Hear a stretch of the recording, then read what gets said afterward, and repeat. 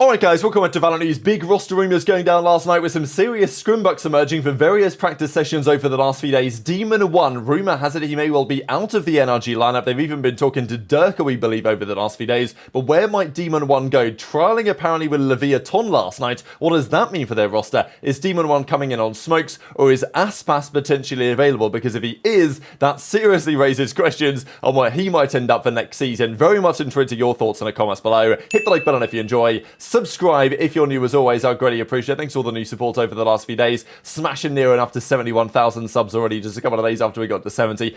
Really appreciate the support as always. Let's talk about the Ascension side. It's concluded now in multiple regions, not yet, however, in the Pacific. These are the games, as we talked about yesterday, Simprasa Gaming and Full Sense are really like the big favourites here to win the entire thing. But the losers bracket is currently underway. This series, I believe, has just concluded. Riddle Order take down the boys of Naos on the other side, and like the rest of the bracket is looking pretty good. Obviously, Disguised are about to get underway as well against Revenant Esports. That's coming up pretty soon to see if they can stay alive. But yeah, the reality is that probably one of the teams that's been 2-0ing every single match they've played so far is more than likely going to be one of the teams to take it down in a couple of days' time when it concludes. These were the numbers, by the way, on the Ascension Americas. So great viewership in the end for the grand finals here between M80 and 2Game, 160 odds, 1,000 viewers. Of course, from the Brazilian scene, from Canada, M80 technically based there. But there's a big update on M80 as we'll dive into over the coming minutes here, because they have effectively, it seems, decided to blow the entire thing up, and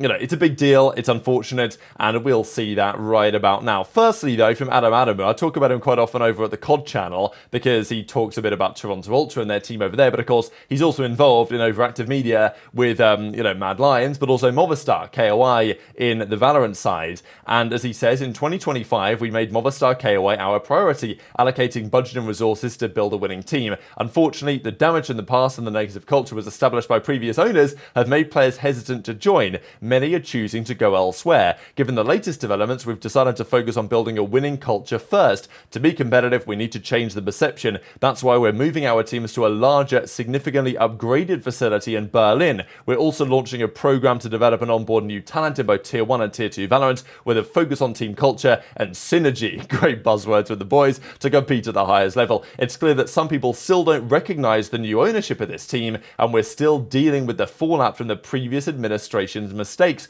Our priority is to rebuild trust and re-establish our name. I understand this might be disappointing. We've been called a Tier F team before, but we've done great work with the so-called Tier F teams in the past. Trust the process. We will rise again, he says. So, very interesting. I think it's good to have this level of like honesty and openness, really, from like the owner and the management of the team. And I feel like their mindset in general is a pretty strong one. I think it's funny that like twice here he basically blames the previous owners for being terrible, which is quite funny. But, you know, there's only so much you could do, and I think probably he's right to some degree as well. So I think generally this organisation, Overactive Media, they do a pretty good job putting together rosters, putting together cultures that can result in good success in the longer term. So I think the fans have to be patient, and I think they will be, and I think it's probably going to work out. But yesterday, just one day after M80 failed to win Ascension, they have basically confirmed they're blowing it up. We don't know what M80 are going to do as an organisation, whether they're going to stay in Valorant, whether this was it for them, their final kind of hurrah to try and qualify for the league. But as QuadAnoob says,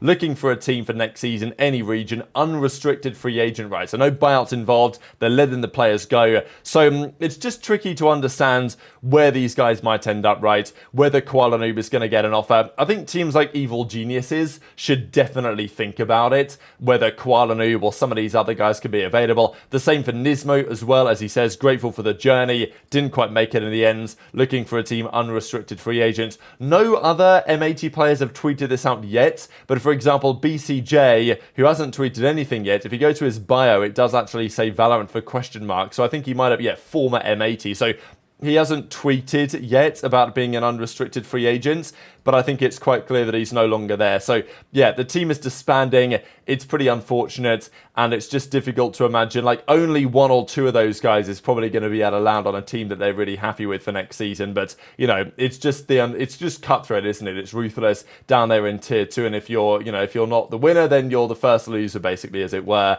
And that is the reality that these guys now face, which is an uphill battle. But I think some of them will get good opportunities because, of course, teams in the VCT are looking for for great players, and there are certainly some great players down there, such as maybe Derek. I mean, there are still questions. Is he going to be on Evil Geniuses next year? Is he not? What roster are they forming right now? There's some interesting rumours absolutely going around there as to what they might be up to that we'll get into right about now. So, as Hardy pointed out to me yesterday, was doing some rounds on the Reddit last night, that, well, let's just have a look at this screenshot, because there's actually lots to say here across this particular scrim set, basically between LEV and Evil Geniuses. So it's 2-0, you know, only first couple of rounds, tough to read too much into, but so LEV have Con, they have King, Tex, and Demon1 on the same team. NRG Demon1 on the roster. So what's going on, right? Clearly, this is some sort of trial. On the other side, by the way, we have Nature, still on EG, Leah, and then Okanos. So a couple of very notable players, but players that I'm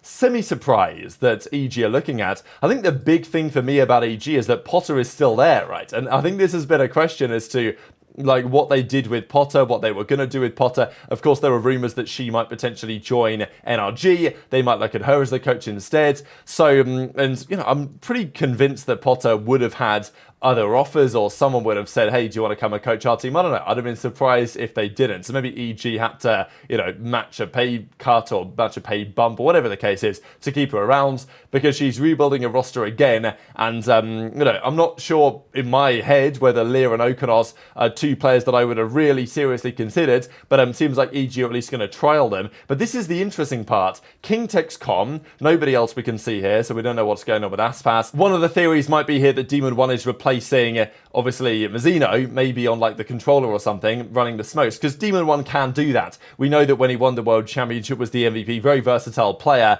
lots of tools in the locker. And, you know, but then again, given what Demon1 you'd typically associate him with, you'd think he'd be in Aspas's role. And that, I think, is the interesting part about this. If Demon1's coming in to replace Mazzino, sure, I kind of see it. If Demon1's coming in to replace Aspas, then wow. Because there's been rumours over the last few days that Demon1 is less likely to be staying on NRG. Of course, they are bringing in Verno. They're keeping FNS and Som. And of course, Ethan isn't going anywhere, we believe. They still need one. Demon1 was a consideration, obviously, but it may be after the last few days they've thought, you know what, maybe it's time to not run it back with Demon1.